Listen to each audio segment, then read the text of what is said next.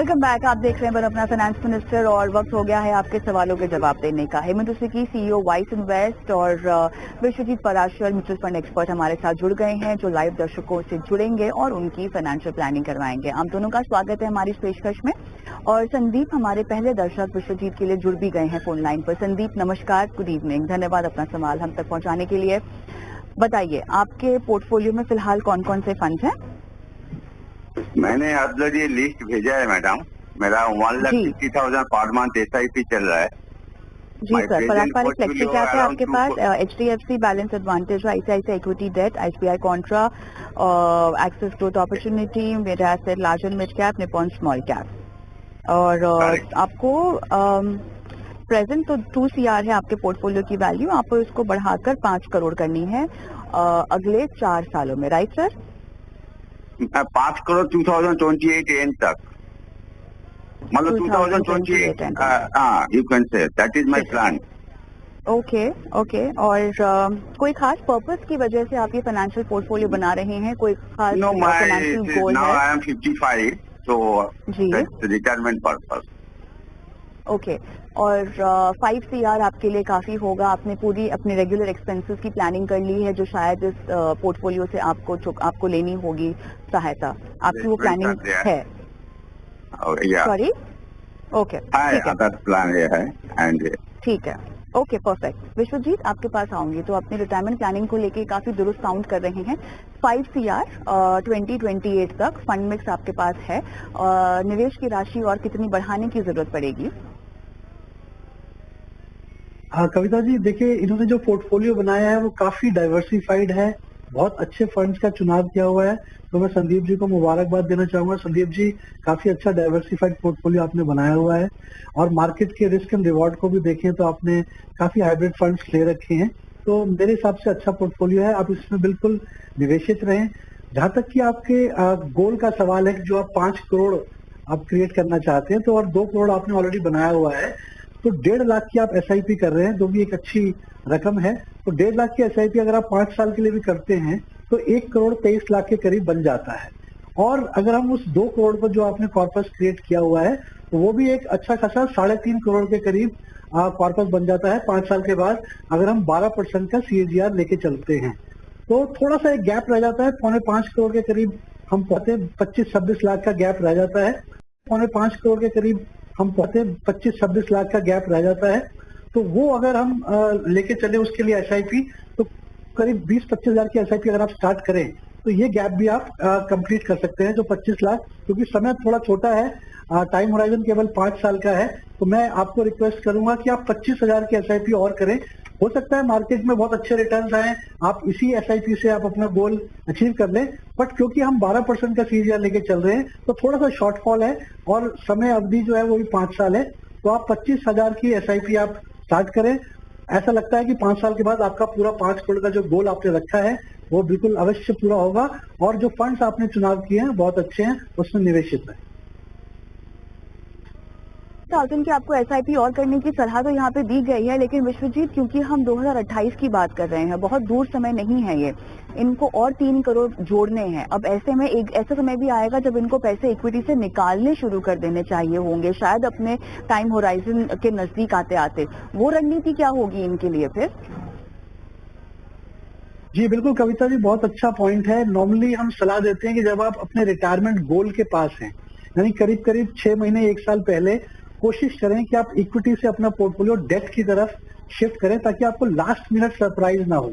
तो अगर मैं संदीप जी का पोर्टफोलियो देखता हूं तो उन्होंने काफी फंड्स, हाइब्रिड फंड्स ले रखे हैं, जिसमें डेट का एक अच्छा खासा कंपोनेंट है, चाहे वो बैलेंस एडवांटेज फंड है या इक्विटी एंड डेट फंड है, लेकिन कुछ प्योर इक्विटी फंड्स भी हैं। तो संदीप जी, जब आप गोल के करीब पहुंचे तो कोशिश करें इन फंड्स को भी आप डेट की तरफ शिफ्ट कर लें, और थोड़ा रिस्क और कम हो जाता है, क्योंकि लास्ट मिनट में मार्केट सरप्राइज दे सकता है। और फिर वहां पे जाके आप SWP शुरू करेंगे, उसके लिए भी आपको कोशिश करनी चाहिए कि 1 साल का पीरियड आप ऐसे ही रखें, ताकि आपको कोई short term capital gain tax ना देना।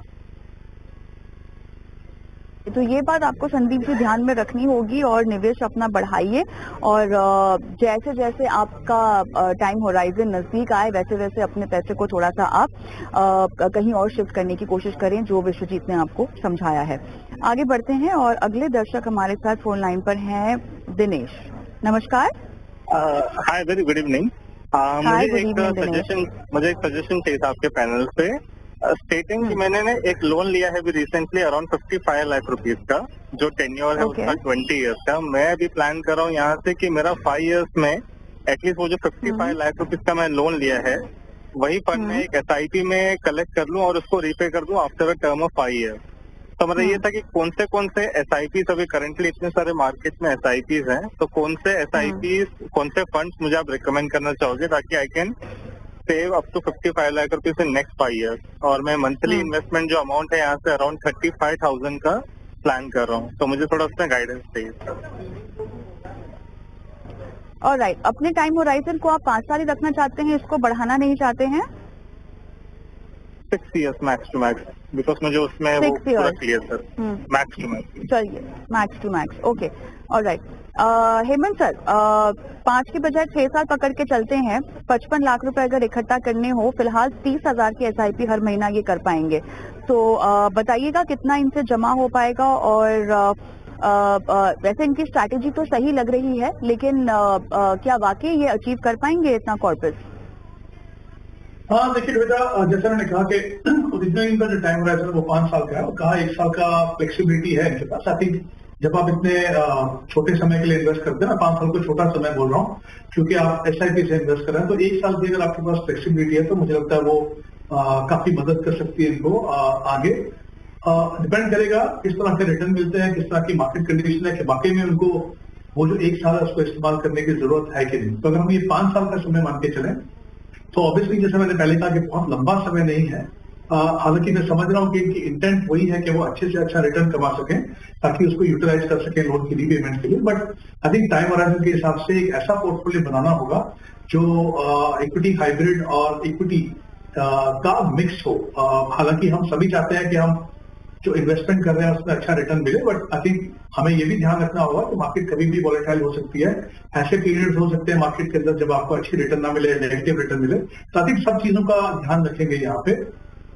अगर मैं इनके गोल की बात करता हूँ तो एक्चुअली 30,000 से इनका गोल पूरा नहीं होगा। इनको अपनी इन्वेस्टमेंट को ऑलमोस्ट डबल करना होगा, 60,000 अगर ये 5 करोड़ तक पहुंचना चाहते हैं। तो पहली बात तो ये इंपॉर्टेंट है। दूसरा, अगर मैं ये मान के चलूं कि 30,000 से भी इन्वेस्ट कर रहे हैं और धीरे धीरे आगे बढ़ाएंगे, तो वो ऑब्वियसली डिपेंड करता है उनकी पर्सनल सिचुएशन के ऊपर। जैसा मैंने कहा, एक कॉम्बिनेशन होना चाहिए ये इक्विटी हाइब्रिड का और इक्विटी फंड्स का। तो मेरी रिकमेंडेशन ये रहेगी कि अगर इनको 30,000 रुपए इन्वेस्ट करना है तो 15,000 इन्वेस्ट करें एक एग्रेसिव हाइब्रिड इक्विटी फंड में जो ICICI through equity and debt हो सकता है, और जो बाकी 15,000 है वो इक्विटी फंड जो large and mid cap category के हैं, जैसे HDFC large and mid cap वहां पे 8,000 और Motilal Oswal large and mid में 7,000। बट अगर इनके पास कैपेसिटी है उस रकम को बढ़ाने की, तब 1-2 फंड और ऐड करेंगे तो 15,000 ICICI through equity and debt में ही रहेगा। जो 2 इक्विटी फंड मैंने कहे, HDFC में लार्ज एंड मिड में 15,000, मोतीलाल में 10,000 और बाकी 2 हाइब्रिड फंड और निपॉन और Kotak hybrid fund, equity hybrid fund. तो डिपेंड करता है किस तरह की वो इन्वेस्टमेंट कर सकते हैं। बट जैसे मैंने कहा, अगर 30,000 से करते हैं तो वो 3 फंड से शुरुआत करें। 1 साल का जो समय है वो फ्लेक्सिबिलिटी है, बहुत अच्छा है। ऑब्वियसली मैं शुरू से उसको लेके इसलिए नहीं चल रहा हूँ क्योंकि हमें पता नहीं उस समय तक हम किस लेवल तक पहुंचेंगे, बट फ्लेक्सिबिलिटी होना डेफिनेटली इनको मदद कर सकता है। दिनेश, कोई सवाल आपको पूछना है हेमंत जी से? काफी सारे पॉइंट्स जो उन्होंने क्लियर कर दी, तो thank you so much for your suggestion. Okay, all the best. Ritesh Singh मेरे साथ फोन लाइन पर है। नमस्कार रितेश जी। नमस्कार मैम।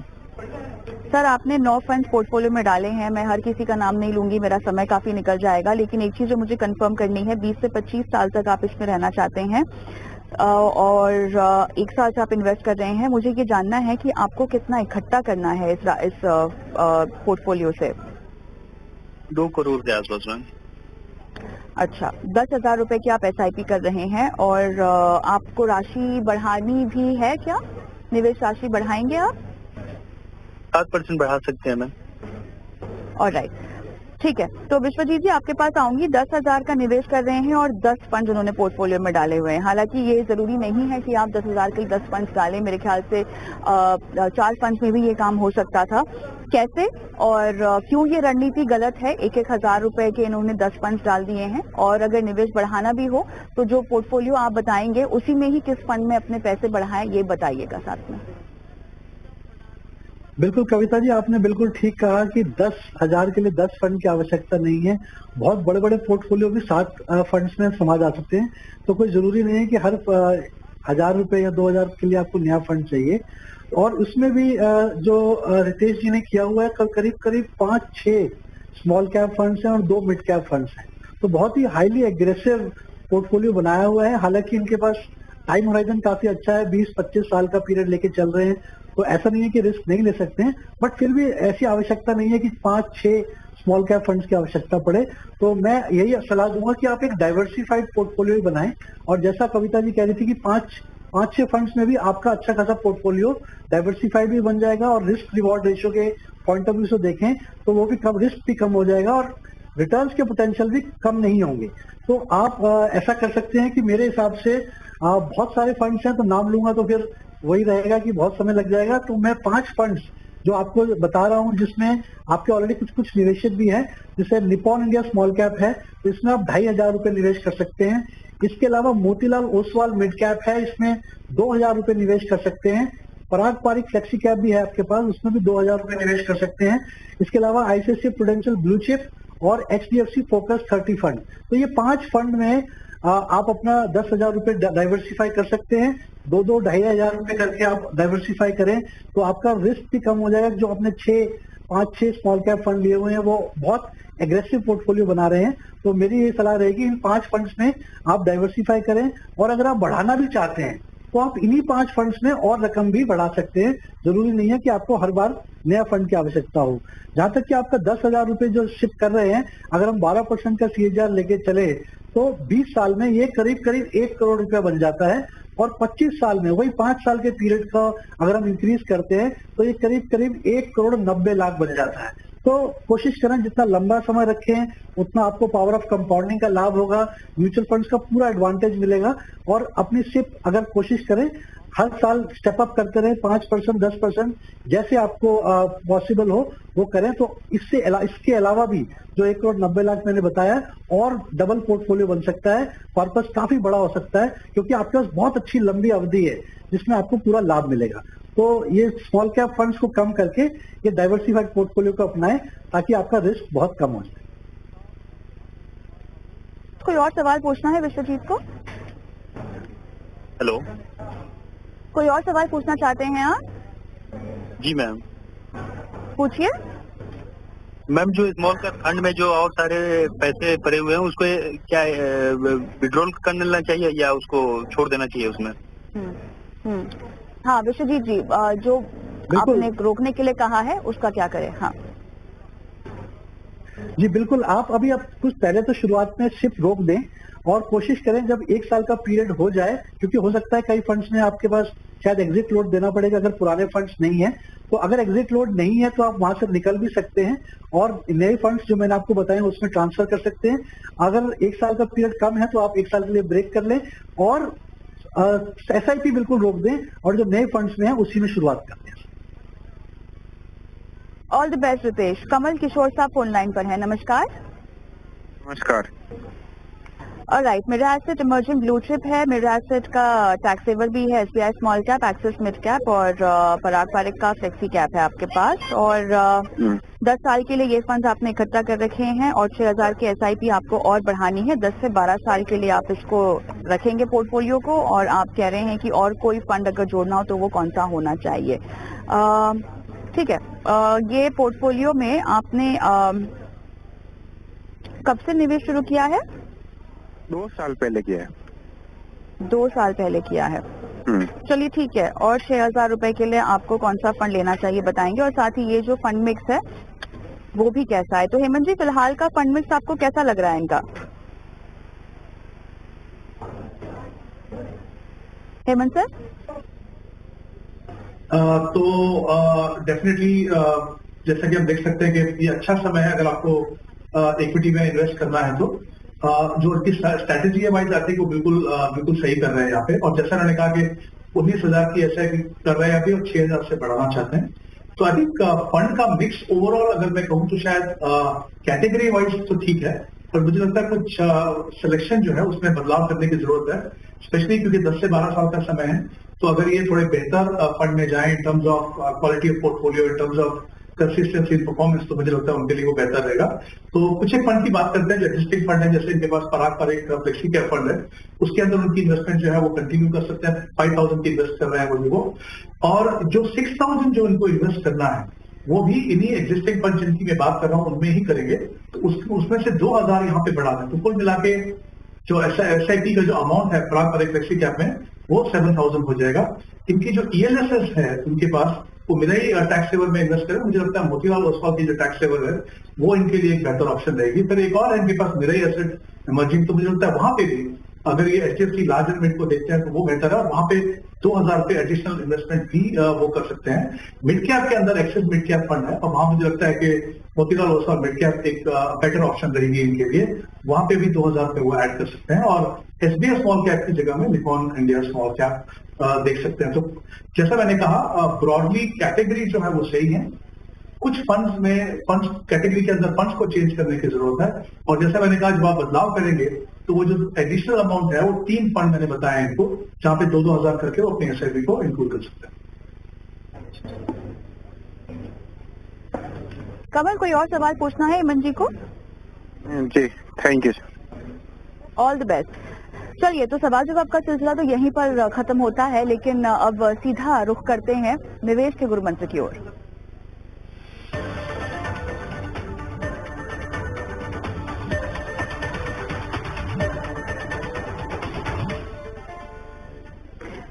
विश्वजीत जी, बताइए आपका आज का निवेश का गुरु मंत्र क्या होगा? जी बिल्कुल कविता जी, मैंने कुछ आंकड़े देखे, उसमें ऐसा नजर आया कि बहुत सारे लोग अब स्मॉल कैप फंड में तो निवेश कम कर रहे हैं, लेकिन थीमेटिक फंड्स में उनका निवेश काफी बढ़ गया है, क्योंकि सुनने में भी थीमेटिक फंड्स काफी इंटरेस्टिंग लगते हैं कि अच्छी स्टोरी होती है उनमें, और NFOs की भी बहाल चल रही है। तो मेरी सलाह ये रहेगी कि आप थीमेटिक फंड्स का ओवरऑल पोर्टफोलियो में 15 से 20% से ज्यादा निवेश ना करें, और वो भी उसी थीम में निवेश करें जो आपको समझ में आती है, क्योंकि यहाँ पे एंट्री और एग्जिट बहुत क्रूशियल होती है। हो सकता है कि आप उस थीम में एंटर कर रहे हैं जहाँ पे ऑलरेडी रिटर्न्स बन चुके हैं, और क्योंकि लोग निवेशक ऐसा फॉलो करते हैं कि पुरानी रिटर्न्स जहाँ पे अच्छी होती है उसी में एंटर करने की कोशिश करते हैं। और इसके अलावा कभी कभी लंबा समय लग जाता है एक थीम को प्रूव करने में, प्ले आउट करने में, तो ये भी ध्यान रखना है कि आपको उस थीम से कब निकलना है। तो अगर आपका रिस्क प्रोफाइल अलाउ करता है तभी आप थीम में एंटर करें, और आप थीम को समझते हैं तभी थीम में एंटर करें। दूसरा, थोड़ा सा एक पॉइंट और ऐड करना चाहूंगा, कुछ लोग इलेक्शन को लेके टाइमिंग करने की भी कोशिश कर रहे हैं, तो मेरा सलाह ये रहेगी कि आप अपना जो इन्वेस्टमेंट प्लान है उसी पे स्टिक रहें। जितना टाइम आप लंबा समय निवेशित रहेंगे वो इंपॉर्टेंट है, ना कि timing the market. Hemant sir, आपका गुरु मंत्र क्या होगा निवेश का? कविता, एक बेसिक चीज पे एक्सरसाइज करना चाहूंगा, जो बेसिक तो है लेकिन बहुत इंपॉर्टेंट है। हम सभी जानते हैं कि SIP से इन्वेस्ट करना एक बहुत ही स्मार्ट स्ट्रेटेजी है, स्पेशली जब आप इक्विटी फंड में इन्वेस्ट करते हो और लॉन्गर पीरियड जब आप वेल्थ क्रिएट करना चाहते हो। लेकिन 2-3 चीजों का बातों का ध्यान रखने की बहुत जरूरत है, क्योंकि वहीं पे ज्यादातर इन्वेस्टर जो गलती करते हैं। एक तो एक ही गोल के लिए बहुत ज्यादा फंड मत रखिए। जैसे हमने अभी शो में भी देखा कि अगर आप 10,000 रुपए की इन्वेस्टमेंट कर रहे हैं और 10 फंड में कर रहे हैं तो ओवर डाइवर्सिफिकेशन है, उसको मॉनिटर करना मुश्किल होगा। तो एक तो ये ध्यान रखिए, एक गोल के लिए जो फंड है वो बहुत ज्यादा ना हो। दूसरा, सही फंड का चुनाव कीजिए, यानी पहले देखिए कौन सी एसेट क्लास में जाना है और उसमें उन फंड्स को देखिए जो कंसिस्टेंटली परफॉर्म कर रहे हैं और जो आपको जिस एसेट क्लास को आपने चुना है उसका सही मायने में आपको फायदा उठा के दे सके। तो 2 चीजों का हमेशा ध्यान रखिए। SIP में होने के बावजूद भी अगर आपको फायदा नहीं होगा अगर आपने इन 2 चीजों के ऊपर ध्यान नहीं रखा। तो अगर आप उसको ध्यान में रखें तो आप देखेंगे कि आपके जो रिजल्ट्स हैं ओवर ए लॉन्गर पीरियड कहीं बेहतर। ऑलराइट, चलिए इसी के साथ आज शो को भी यहीं समाप्त करते हैं। बहुत बहुत धन्यवाद आप दोनों का, ही समय निकाला, दर्शकों के सवालों के जवाब दिए। और अगर आप भी अपने सवाल हम तक पहुंचाना चाहते हैं तो आसान तरीका है, व्हाट्सएप कर दीजिए अपने सवाल, भले ही म्यूचुअल फंड को लेकर कोई कंफ्यूजन हो, insurance policy, credit card, credit score, loan या टैक्स से जुड़ा कोई भी पेज हो, हमारे एक्सपर्ट्स के पास आपके लिए सलाह तैयार है। सवाल व्हाट्सएप करें, यूट्यूब पर भी भेज सकते हैं, कमेंट बॉक्स में अपने सवाल डालिए, आपकी शो पर लाइव फाइनेंशियल प्लानिंग करवाएंगे। नमस्कार।